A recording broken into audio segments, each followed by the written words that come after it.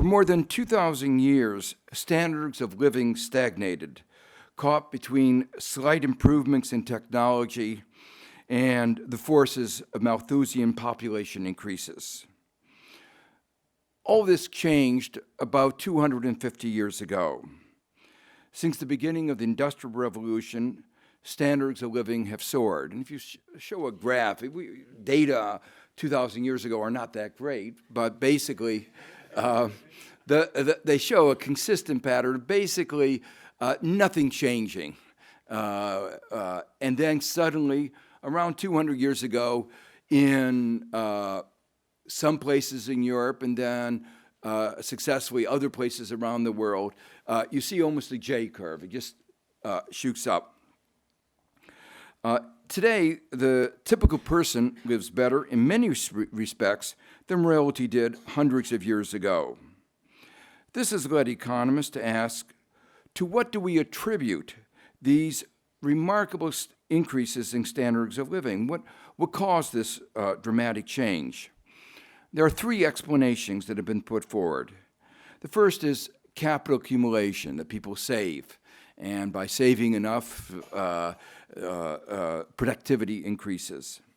The second is improvements in allocative efficiency, getting better in managing resources. And the third is learning to do things better, to get more outputs from a given amount of inputs. The evidence is overwhelming that the latter is responsible for the overwhelming bulk of the increases in standard of living that I described earlier. In short, the transformation to what might be called learning societies that occurred around 1800 for Western economies and more recently for those in Asia appears to have had a far, far greater impact on human well-being than improvements in allocative efficiency or resource accumulation. The fact that technological change, innovation is at the core of these increases in standard of living was recognized by one of the great economists of the first part of the last century, Joseph Schumpeter. But interestingly, his work, while widely discussed, has never been part of the mainstream in economics. Those of you who took standard economics course, they might have had a paragraph about him, but he has not been part. This emphasis on the importance of learning was really shunted aside. This is actually quite remarkable because just about 60 years ago, my own teacher, Robert Solow, who got a Nobel Prize for his work in this area, actually attempted to quantify what fraction of the increases in standard of living, he was only looking over the last 80 years, but still that was a long time, what fraction of the increases in standard of living were due to capital accumulation on the one hand, and what fraction was due to learning broadly understood. And basically his conclusion was that something like 70–80% was due to learning. Well, the next question is, what caused this dramatic change from thousands of years of stagnation, from a society without learning to one that did?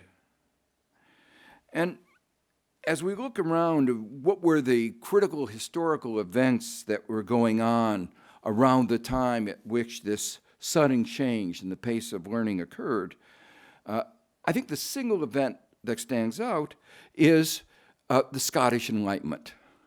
And I think it's something that here in Scotland you ought to recognize how important that was, not only for Scotland, but for the entire world. And actually Edinburgh played a very important role in the Scottish Enlightenment. Various places in the city you have statues to some of your great heroes, including people like Hume and Adam Smith. But these are really people who played an important role in transforming the entire world. and transforming, I should say, for the better, because there are often people who transform things for the worse. So the question then is, what were the ingredients, what were the aspects of the Scottish Enlightenment which played such a vital role? And obviously in this short talk, I can't really do justice to that. But obviously one important aspect of this was recognizing that change was possible. If you read the history of Middle Ages, people were the idea of progress was a foreign idea. It was not an idea who had yet been invented. It's an idea that we take for granted, but it was an idea that was really invented in the Scottish Enlightenment and became universally accepted. Another important aspect of this was, that I'll come back to a little later on, is questioning authority. Although there was some debate about which authorities to question. In earlier periods, some authorities were viewed not to be questioned, and other authorities, it could be questioned. But the third important ingredient was the scientific method. A scientific method that provided a systematic way of figuring out how to improve productivity. Obviously, once one engages in this kind of historical analysis, there are further questions that one wants to ask. What caused the Scottish Enlightenment? That's obviously a deep historical question that would be a subject of its own lecture. But I think one thing is clear, and I'm going to come back to that later, and that's education. There are some remarkable things about Scotland in this period that many of you may not know. Even at that early stage, Scotland had been committed to the idea of, I won't say universal education, but widespread education. So even 250 years ago, the male literacy rate in Scotland was 75%. This is really remarkable, because we are, striving in the developing countries to get numbers anywhere close to this. And to show you the difference between Scotland and your neighbor to the south, at that time, the male literacy rate was 50% higher than in England. But it's not just the broad-scale minimum level of literacy that made a difference. Equally, and perhaps even more important, was access to tertiary education, to university education. As you know, that's a issue that is being widely debated, and Scotland and England have been going in absolutely the opposite direction. Scotland has been trying to make sure that there is universal access to education, no matter how poor you are, your parents are, and with free tuition. England, for reasons that I do not understand, well, I could give you a political economy analysis, but has been going in the opposite direction, saying that education, university education, should be something for the elite. They've been striving to increase inequality and have succeeded very remarkably in achieving an increase in inequality. Within the OECD, England, the UK as a whole, used to be in the middle of the pack. And as they have followed the American model, they have now achieved second rank in the advanced world. They haven't yet achieved the level of inequality that America has, but they are striving for it assiduously, and with the current ambitions of the Cameron government, they have every hope of a success. Well, this debate, which is a really important aspect of a society's philosophy, is a debate that goes back 250 years ago. 250 years ago, the cost of university education in Scotland was 1/10 of that at Oxford and Cambridge. So you can see that there are long historical antecedents to this debate. This is important. It's not just a question of numbers of tuition, because it changes the nature of society. And it was this widespread access to education, and including access to university education. It wasn't a world of equal opportunity, but it was a world of more opportunity than south of the border. And I believe that kind of widespread education of the citizenry played an absolutely central role in the development of the Scottish Enlightenment. Well, if it is the case, as I believe very strongly, that it is learning that has given rise to the remarkable increases in standards of living over the last 250 years, there are strong implications. One implication is that one should focus one's analysis on the impact of policies on learning, on how do we enhance the ability, how do we create a learning society? That should really be the focus of analysis. In the case of developing countries, the focus should be on the diffusion of knowledge from developed to developing countries, recognizing that what separates developing from developed countries is as much a gap in knowledge as a gap in resources. This perspective on the nature of development was one that I tried to bring to the World Bank when I served as chief economist there. But even in developed countries, there are enormous gaps between best and average practices. The technology used by the most productive firms and the average, that gap is huge, and obviously the gap between the best and the worst is even larger. For those of you who studied economics, this has really important implications because the standard economics analysis begins with the concept of a production function. It begins with the assumption that everybody has shared knowledge about how to produce things. And the issue of how do you disseminate knowledge from the best practice to the average to the least efficient firm is not a question that's even asked. It's just assumed that knowledge disseminates. But it's obviously the case that it doesn't. And this is just one example of the many aspects of what goes into creating a learning society. Creating a learning society is both about how do we move the frontier of our knowledge forward, but also how do we learn from each other? How do we make sure that the level of productivity of every citizen, every firm in society is the best that it can be? So, in short, successful and sustained growth requires creating a learning society. And of course, this is especially true in the 21st century as we move to a knowledge economy. There are many aspects of creating a learning society. We learn through research, research such as that goes on in the universities. But we also learn a great deal in the process of production. And that's an aspect, we call it learning by doing, that's often been ignored. And as I'll comment in a few minutes, has profound implications. If you don't produce steel, you're not going to learn how to produce steel. Nobody learns about producing steel by reading a textbook. The knowledge about the production of steel only resides in the steel mill. And you get better about producing steel, again, not by reading textbooks, but by producing. Now, of course, you have to have knowledge as you engage in the production process, as you have to have knowledge as you think about as you see what goes on in a steel mill, about how to make that steel mill more efficient.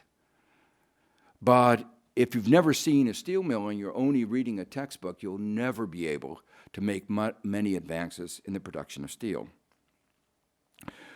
Not only do we learn by doing, of course, we have to learn how to learn. And that's another topic to which I'll come in a short while. So the creation of a learning society is affected by our institutions, not just the obvious ones like the patent system and the education system. And what I'm going to try to do in this talk is illustrate that with several examples. Before going into detail by looking at these examples, I want to discuss two general principles. The first is that markets on their own will not do a good job in creating a learning society. This is a fundamental proposition because it means that laissez-faire market economies will not succeed. They will not be the most efficient. There needs to be systematic interventions by government. Adam Smith would have recognized this, an example of what has come to be called market failures, where markets do not necessarily produce efficient outcomes. But unfortunately, Adam Smith's latter-day followers, people who think of themselves as disciples of Adam Smith and have not read seriously his works, often do not recognize this. Let me reiterate. There is no theory that says that markets where innovations, where learning is important, are efficient, either in the rate or direction of innovation, of learning. Quite the contrary, the presumption is that they are not. And one of the main chapters in my book, Creating a Learning Society, tries to show this. What I'll try to do this evening is to try to explain some of the reasons why this is so. There are several underlying problems. The first, and perhaps the easiest to understand, is that markets where innovation is important tend, for good reasons, to have limited competition. If we think about some of the most dynamic, innovative sectors of our economy, like the internet, we have faced a succession of monopolies. We had a monopoly in the operating system for PCs. And that monopoly did everything it could to squelch competition, quite successfully, and was convicted of engaging in anti-competitive practices in Asia, America, and in Europe. It was told to stop those practices, but it first said, go away to the government. Eventually, the government was effective in stopping some of those practices, but the built-in distortions persisted even to this day, even after the worst of those practices were stopped. In case any of you don't know who I'm talking about, we're talking about Microsoft. But if you look at industry after industry, unless there's strong government intervention, you wind up with strong concentrations of market power. We see this in the area of search engines today. We could go through field after field, and it's evident, and it's almost always been the case. The second is that innovation is risky. And these are risks that cannot be insured, again, for good reasons. Reasons that are explained by the theory of asymmetric information to which you referred earlier.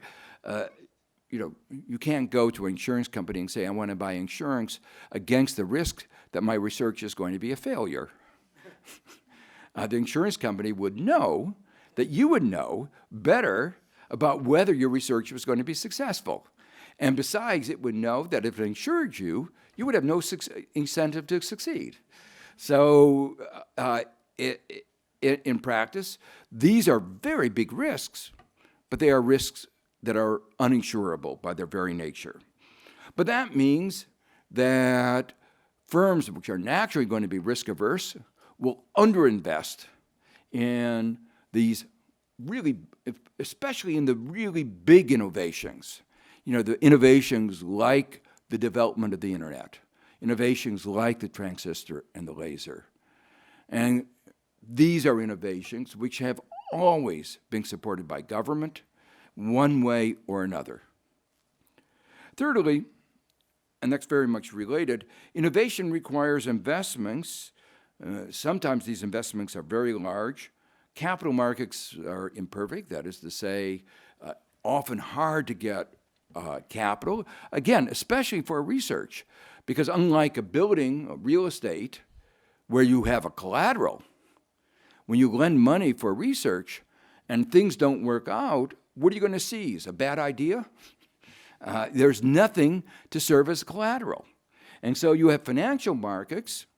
Bernanke talked about a savings glut. Too much savings in the world, believe it or not. The problem wasn't a savings glut. The problem was, we had huge needs for investment in research of how to develop new technologies to deal with global warming, huge investments of needs for investments in other areas. But our financial sector wanted collateralized investment. It liked the idea of investing with collateral, building shoddy homes in the middle of the Nevada desert, but not investing in research. I'm exaggerating because there are small niches in the financial market that actually do support innovation. One of the big innovations in America is the venture capital industry, but it's a small fraction of our financial sector. Fourthly, there are important spillovers, what economists refer to as externalities, where others benefit. Knowledge is, moreover, what economists call a public good. This is a technical term. A public good, in the way economists use the term, is something where other people can benefit without taking away from you. That is, in contrast to a private good, like a chair, if you're sitting in the chair, no one else can sit in it, at least not comfortably. But if I tell you something that I know, now you know it, but I still know it. Thomas Jefferson, who was the third president of the United States and a product of the Enlightenment, put it much more poetically than economists can put these things. He said, knowledge was like a candle. When one candle lights the other, it doesn't diminish from the light of the first candle. Well, that's great. That's great news, but it has a problem. Economic principles are that you're supposed to charge marginal cost. If there's no cost to somebody using information, if it doesn't detract, then the cost you ought to charge zero. But if you charge zero, you're not going to get enough revenue to pay for the production of the good. So in a sense, what this says is that because knowledge is a public good, it cannot be simultaneously used and produced efficiently. If it's produced at the efficient level, it can only be privately produced at the efficient level if you privatize it and stop others from using it. But if you charge the efficient price, which is zero, for the use of the knowledge, then it has to be produced publicly. So that says one way or another, efficient production and utilization of knowledge ought to involve some role for government. And obviously we recognize that no one really thinks that the private sector should be engaged in producing basic knowledge. It's really produced by our universities, by our think tanks. Where did the discovery of DNA occur? Was it a private pharmaceutical company that discovered DNA, which has been the basis of so much of the advances in our understanding? No, it was government. And even the decoding of DNA, the human genome, was a public enterprise. Next, some of the private returns to innovation consist of appropriating returns that others would have received, what is sometimes called rank stealing. Private returns in some areas, in fact, as a result, exceed social return. The obvious example, again, are in the pharmaceutical area, where Me Too drugs. Somebody invents an important drug. What do other people do? They immediately try, it's protected by a patent. They do a lot of research to discover another drug that's very similar to the first drug. That second drug may have very little social value, a little bit. I don't want to say zero, because there may be some people for whom the first drug has side effects and the second drug does not. But the real incentive for producing the second drug is to steal some of the rents away, the profits away from the first firm.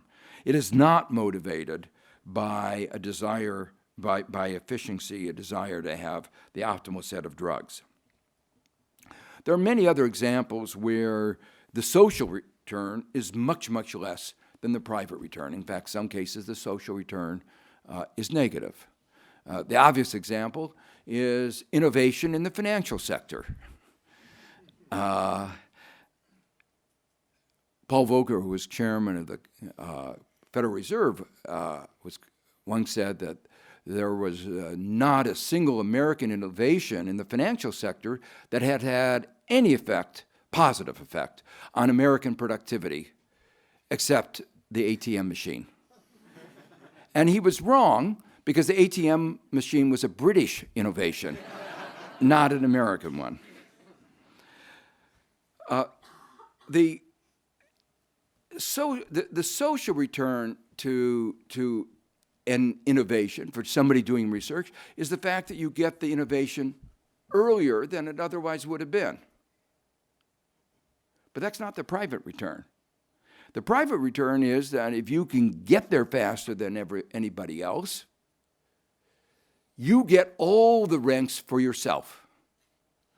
And so there's no correspondence between the social and the private return. In that particular case, the private return can be very large. The social return can be actually negative. Let me give you one example in which this turned out to be the case. The world was engaged in a important global cooperative effort to decode the human genome. But then there was an American company in Utah called Myriad that realized that if it could get a patent on a certain gene, it could make a lot of profits. So it wasn't interested in decoding the whole human genome. That would have been too good for society, and it wasn't interested in that. It figured if it could get an important gene, it could extract a lot of monopoly profits. And it succeeded.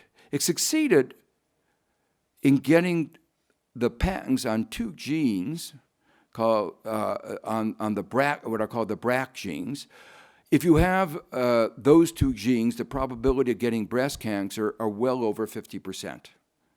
So it's really important to know whether you have those genes, because it should be obvious that if you know that you have those genes, you want to have close surveillance, much closer surveillance, and take precautionary measures. What was the potential benefit? Well, they discovered the gene just a little bit faster than the Human Genome Project. So it got there a little bit earlier. But what was the cost? The cost was they decided to exercise their monopoly power ruthlessly. So Yale University discovered a better test for the existence of these, whether you have those genes. Myriad says you can't use that test. Yale said, we'll give that test away for free because we want to make sure that people don't die. Myriad said, we're not interested in people dying. That's not our concern. If society is concerned about that, they'll give us $5,000 for every person. But if you give us that money, we'll do the test. If you don't, no test. The result of that, of course, was that their test was inferior to Yale's test. And they wouldn't use Yale's test. They insisted on using their own test. The result, of course, was that people did die where they misdiagnosed. Finally, just about a year ago, the U.S. Supreme Court said, you cannot patent somebody else's genes. And they said, this is not patentable. Well, I mention this because this is a horrific case where people actually died, but I also mention it because it shows a patent system out of kilter, but it shows also, and this is really the point, that the private returns have nothing to do with the social returns, that there were huge private returns, negative social returns. There's a final aspect which again, people in Scotland ought to be sensitive to. One of the important historical events in Scotland was the enclosure movement. America benefited because a lot of people were, Scots were thrown off their land and they came to America and they made important contributions to our country. But in terms of the well-being of the people, they weren't very happy, at least at the time. It was privately profitable for some of the lords who were able to privatize the land, but it was not, you might say, a welfare maximizing movement. Well, knowledge, patents do the same thing. Patents are enclosing the knowledge commons. They're privatizing knowledge. That's what you do with a patent. Well, in some cases it may be desirable, in other cases it may not, but the private return is from the enclosure. And a patent system encourages people to take out of the patent pool as much as they can and to put into the patent pool as little as they can. But what's the most important contribution, the most important determinant of the production of knowledge? It's prior knowledge. And by reducing the size of the knowledge pool and access to knowledge, actually it reduces the flow of knowledge and the flow of innovation. Well, the bottom line of all of this, and I could go on, let me just give one more example, and that is a problem that is increasingly becoming rising, which are called patent trolls, holdups, and patent thickets. There are hundreds of thousands of patents in software, and anybody who writes a program almost surely intrudes onto somebody else's patent. If you spent your time reading all the patents, you wouldn't have any time to do research. The result of this is that somebody comes up with an important innovation, an important software program, important innovation in one form or another, and what happens? They get sued. Today in America, some estimate that we are spending more on lawyers, patent lawyers, than we are in research. And when you have a society that spends more on lawyers than on researchers, you obviously have a distorted economy. But even worse than that, you're not creating a learning society. You're impeding the flow of knowledge. I was involved actually in a really interesting case involving Intel chips, and it actually shows the complexity of the modern globalized economy and the perversity of some of our laws. We have a law that says that if somebody has violated an American company's intellectual property, you can go to the court and get an injunction to make sure it's not imported into the United States. You could understand the reasoning behind this. You don't want somebody abroad stealing American intellectual property and bringing the goods into the United States.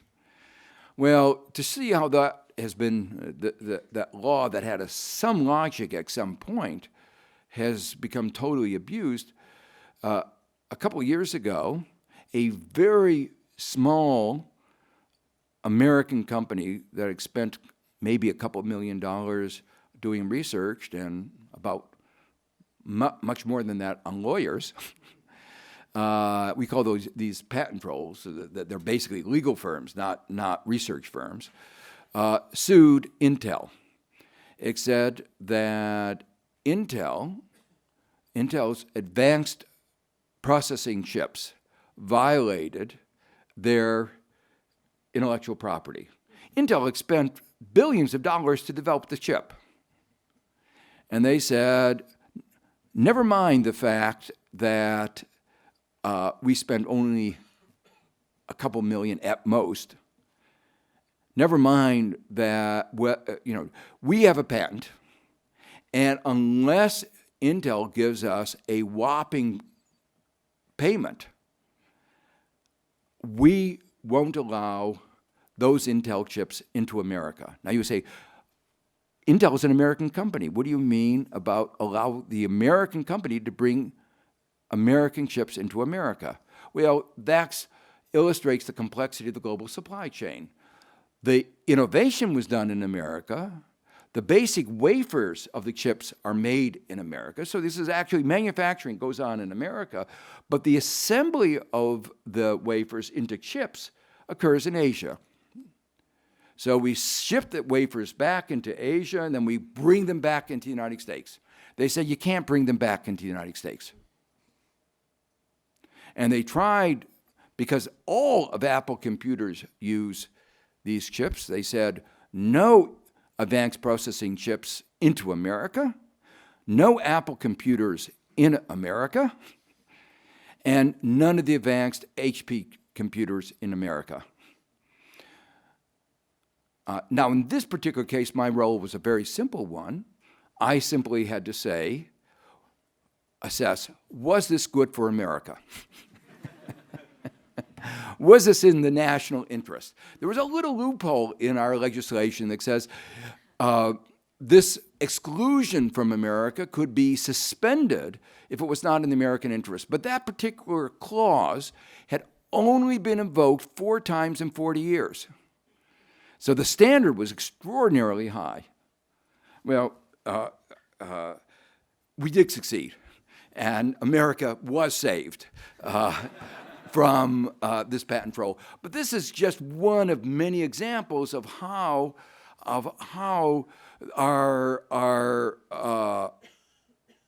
innovations of the wrong kind can actually impede innovation, the innovation process. Finally, really important, the basis of a learning society is an open society.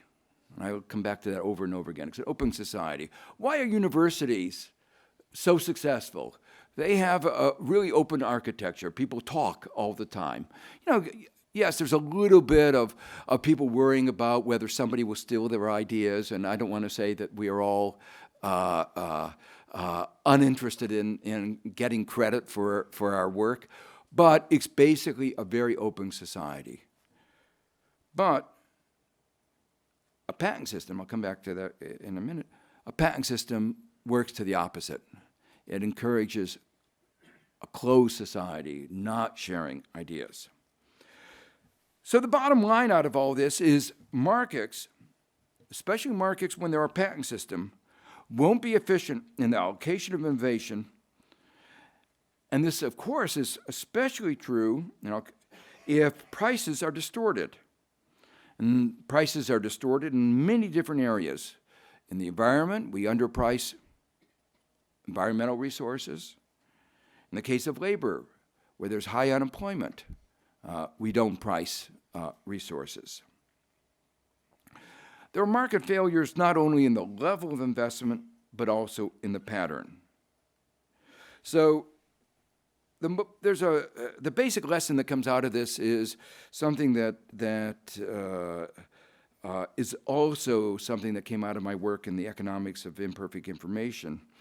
The most important theorem in economics, the most important insight in economics was that of Adam Smith, and that was that the pursuit of self-interest would lead as if by an invisible hand to the well-being of society. Really an important idea. Unfortunately, it's not true. The reason the invisible hand often seems invisible is that it's not there. And we have to understand markets do have an important role, but we have to understand the limits when they don't work as well as when they do.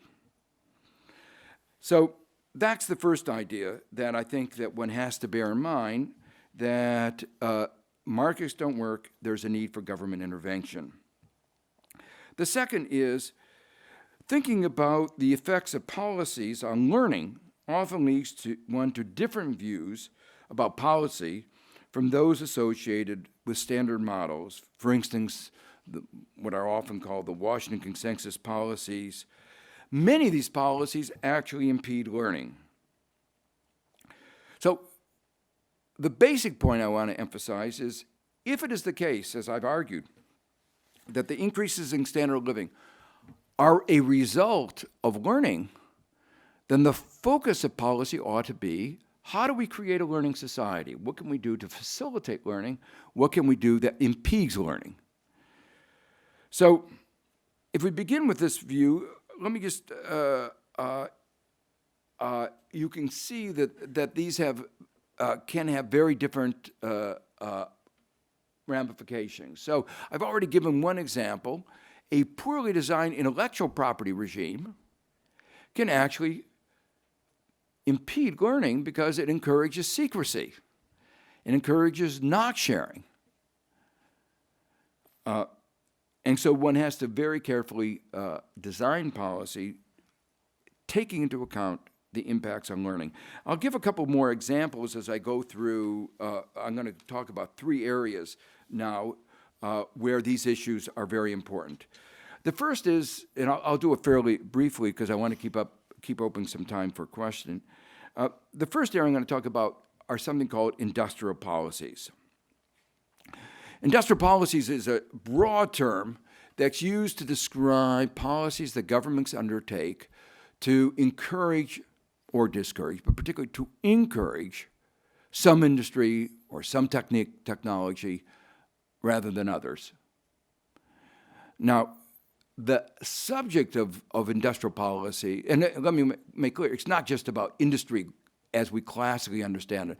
You could have an industrial policy to encourage renewable energy. You could have industrial policy to encourage the education sector. You could have, all I'm using the term industrial policy is to mean that the government is taking an active role to shape the economy. Now, it used to be that in some market fundamentalist views that are popular in some places, these kinds of policies were looked upon with a great deal of skepticism, great deal of criticism. One of my predecessors as chairman of the Council of Economic Advisors was quoted as saying, "It didn't matter whether a country produced potato chips or computer chips." His view was, let the market determine what it produces. Don't interfere. That view was reflected in the advice that the IMF and the World Bank gave to Korea many years ago, 40 years ago, it began its process of development after the Korean War. Their advice to Korea, they said to Korea, your comparative advantage is growing rice. So they told Korea, stick to your knitting, grow rice. Korea said, thank you, but no thank you. They realized that even if they became the best rice grower in the world, competitive with Thailand, they would still be poor. They would not be an advanced country. They would be a poor agricultural economy. So they defied the advice of the IMF and the World Bank, and they said the only way that we are going to become an industrial economy is to become an industrial economy. The only way we're going to learn how to produce steel or to produce other chips or to produce cars is to begin by producing them. And that will necessitate trade restrictions, subsidies, active government involvement, shifting the economy. And I don't think anybody looking back on the history of Korea, including the Koreans, would say that was a mistake. Income per capita in Korea increased 8-fold in the succeeding 30 years. A pace of increase in standards of living that was almost unheard of historically. They learned how to produce chips, to produce cars, to produce steel. They learned all these things, but they learned it by doing. They didn't begin having steel mills that were more efficient than any American steel mill. They didn't begin that way, but they would not have wound up with steel mills that were more efficient than any American steel mill if they hadn't begun by producing steel. So these policies have worked. In fact, almost no country has really been successful without such policies. And in fact, almost all countries have these policies. It's just that some countries don't know it. And when you don't have open discussions about the direction in which you're shifting the economy, pushing the economy gets pushed by special interest. So I would argue that every country has an industrial policy, but sometimes that industrial policy is basically shaped by special interest. Well, let me take it as an example of the United States. We had an industrial policy which was, let's encourage a reckless financial sector.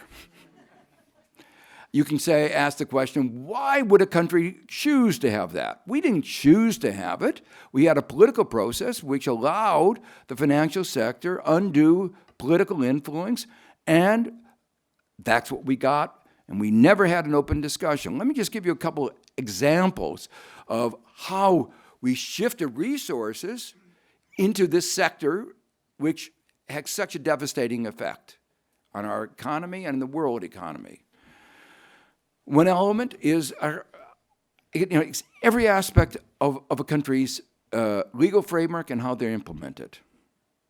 So one example, bankruptcy law, usually looked at, fairly arcane example.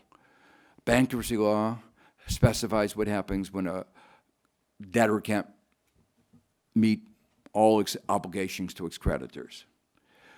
Key issue in bankruptcy law, who gets first claim? In every civilized world, there's a clear understanding of who should get first claim. Workers. Workers have given their labor. They can't say to the firm, I want it back now. Once you've given your time, it's gone. You can't get it back. And that's, and a rule of law is not just a law. So we have to remember, a rule of law is about protecting those who otherwise can't defend for themselves. And the workers typically can't defend for themselves. So that's why every civilized society gives first precedence to workers, not America. Who gets first claim? The risky derivatives, those products, remember AIG?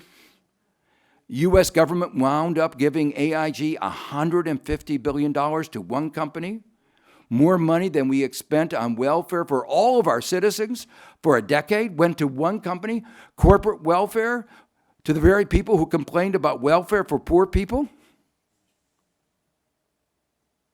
And we had a legal framework that encouraged these derivatives because they said to everybody, don't worry, if the company goes bankrupt because of the derivatives, the derivatives get paid first. Meanwhile, student loans can't be discharged even in bankruptcy. When I go around in my book, Price of Inequality, some of the most poignant stories I hear are from parents who co-signed the loan with their children, and the children die, accident or disease, and the parents cannot get rid of those loans, even if they go bankrupt. You can discharge your debt for a yacht, but not for a student loan. So you talk about creating a learning society. We have a legal framework that discourages people taking the risk of investment in education, but encourages them to go into the financial sector or to buy a yacht. That's an industrial policy, but a misshapen one.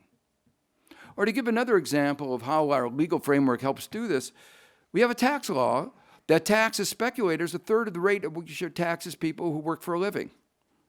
I testified to Congress, and they asked me, how can we explain to our constituents why a plumber in my district comes and asks me, why does somebody on Wall Street pay a third of the tax for the same income that I do, that I have to work, I work long hours and work hard?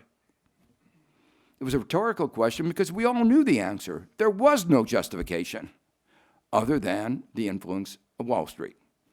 Well, those are industrial policies because they shape our economy. 8% of our GDP was in the financial sector before the crisis. The best, most talented people of our universities, I saw it every day and it broke my heart, were going into finance rather than into doing real research or into business or into other activities where they would create something. So the bottom line, what I want to make is that industrial policies can help shape the economy, can help move the economy towards a learning society, can identify sectors where there are more learning potentials and learning spillovers to other sectors, and therefore help create more of a learning society. This view on industrial policies that I've just articulated has now become much more mainstream. Not in certain quarters, particularly south of the border, but it is very much becoming part of the mainstream. Here in Scotland, there's a real concern about shifting the economy to creating more of a learning society, shifting the economy to develop renewable energy, to make use of the tidal waves. These are examples of what may turn out to be very successful industrial policies. But even the World Bank has now recognized, have changed its course, and realized that industrial policies are important. And the chief economist of the World Bank over the last 5 years made it the centerpiece of his own agenda. And in spite of that, in many quarters, there's resistance. The second area I wanted to discuss very briefly is intellectual property. I've already talked about the main aspects of that. As I said, intellectual property has costs and benefits. It restricts the use of knowledge. It creates monopoly power by giving exclusive use to one person. If it's well designed, it can help incentivize innovation. But as I suggested in my earlier remarks, if it's not well designed, it can actually thwart innovation. And historically, it's played a very ambiguous role. I gave some examples where there have been really serious adverse effects. There are many others if we look at the record. For instance, one example was the development of the airplane. You all know probably the story of the Wright brothers. Kitty Hawk, 1903, quote, the invention of the airplane. Actually, it's an interesting example because when I've talked about that in my class, there's always a student from Brazil that raises their hand and points out that it was a Brazilian who discovered, who made the invention 50 years earlier, but the patent officer in the United States didn't know that. But the patent office made a mistake, or not a mistake, they gave two patents. They gave a patent not only to the Wright brothers, but to somebody else. And in the succeeding years, those two holders of patents fought against each other, and anybody else that wanted to develop the airplane had to pay both of them, and of course they couldn't do that, and so there was no development of the airplane. And it wasn't until World War I where the United States government decided it was more important to drop bombs from the air than to recognize intellectual property rights, that basically the U.S. government seized the patents, said we're going to decide who gets the returns, and it was only after that that the airplane industry developed in America. Well, there are many other examples, including the car industry, where patents have had a very negative effect. Henry Ford would not have been able, he was accused of violating a patent. And because the holder of the patent, a very peculiar patent that was given for all four-wheel self-propelled vehicles, and the owner of the patent was not really interested in innovation. It was really interested in creating a cartel. And the business model of the cartel was high prices. And that was a business model very different from that of Henry Ford, whose view was, let's create a product, a car, that anybody could afford. Not anybody, but could be a people's car. Of course, that was before global warming. In some ways, I wish he hadn't done that. But it was only after very serious litigation that he was able to disqualify the previous patent, and it was only after that that he was able to market his car. Well, with poorly designed intellectual property regime, the dynamic benefits can be much less than the cost and actually impede creating of a learning society. And these adverse effects are obviously especially significant when it comes to areas like health. The bottom line is, as we think about intellectual property, we have to think about not the issue that you hear from the pharmaceutical industry, which is the stronger the intellectual property regime, the better. We have to think of a balanced intellectual property regime that helps create a learning society. The final area I want to talk about very quickly is education. It's obviously central to creating a learning society. The nature, the education system needs to focus on learning to learn, lifelong learning, needs to recognize that only a small part of learning occurs in formal schooling. And we have to understand the role of formal schooling versus lifelong learning, with the relationship changing with increasing pace of innovation and changes in the labor market, and changing with the ability to access knowledge on the internet. With the internet, the essential problem is not, our old model was stuff the brain with as much knowledge, recognizing that they weren't going to learn anything more after they leave school. Today, we know that everybody has access to an enormous amount of knowledge on the internet. So the real issue is not stuffing the brain with knowledge, but teaching them how to access that knowledge, evaluate that knowledge, put that knowledge into a theoretical framework that they can understand. There have been very fundamental changes in the labor market, which have changed the nature of education on the job. It used to be that people often had the same job for years and years, for a lifetime. Now, job turnover is very large. Average person in America has about a job lasts less than 7 years. And when you have a job for a short period of time, the employer is not going to be as willing to invest in formal education as was previously the case. And so we have to think anew about how do we design an education system. There are new opportunities created by the internet, but new challenges created by the changing labor market. I want to make two concluding remarks before I open this up to question. The first has to do with the observation that I made in the beginning, is that not all innovation is welfare increasing. I gave some examples before, like in the financial sector. And that opens up the question, innovation to what end? Well, much of the innovation in advanced industrial countries has been directed towards saving labor. But in many countries, the problem today is unemployment. And saving labor, reducing the demand for labor, creates more unemployment. The real scarcity in our society today is the environment. That is the scarce resource.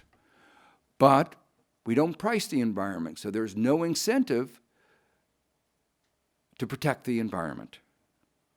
So while labor-saving innovations create a negative externality, there are enormous social benefits which are not appropriated from environmental innovations which help protect the environment. So we need a new model of innovation which focuses more on protecting the environment, less on saving labor. More broadly, as I said many times, what matters is not GDP, but the quality of life, well-being, and individual capability. And what that entails and how it can be increased should and can be a subject of rational inquiry. And this, of course, was the focus of the International Commission on the Measurement of Economic Performance and Social Progress that I chaired. The second brief comment I want to make in conclusion has to do with democracy and the creation of a learning society. The Enlightenment, creating a learning society, and democracy have always been closely linked. That's partly because science questions authority, and so does democracy. In the United States, in spite of the fact that our success has been based on technology and science, there is an increasingly anti-scientific mentality. There's skepticism about global warming and evolution.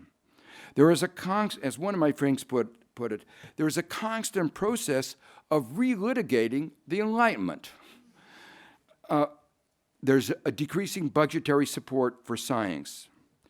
These failures are cause and consequence of a failure to create the kind of learning society that is needed for long-term success, except among a relatively small elite. And this is an important part of trying to understand the growing inequality in America. The growing inequality in America is associated with a failed education system that provides an absolutely first-rate education to the top and a mediocre education to the rest, that provides enormous opportunities if you are smart enough to choose the right parents, and that means rich parents. But if you are foolish enough to choose poor parents, your ability to get access to the kind of education that would lead you to be able to live up to your potential is nil, or is very, very small. The result of this is closely related to the country's growing inequality, to the point where the U.S. has become the most unequal society among the advanced countries, and among the advanced countries, among those with the least equality of opportunity.